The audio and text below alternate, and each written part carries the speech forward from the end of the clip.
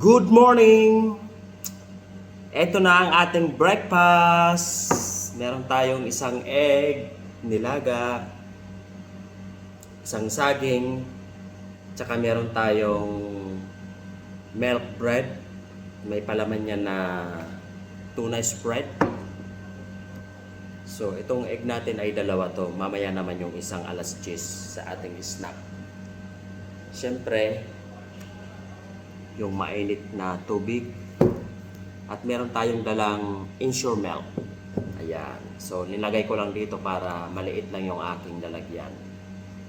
Ayan. Maglagay tayo ng isang malaking kutsara. Tapos, kalahati pa. Ayun.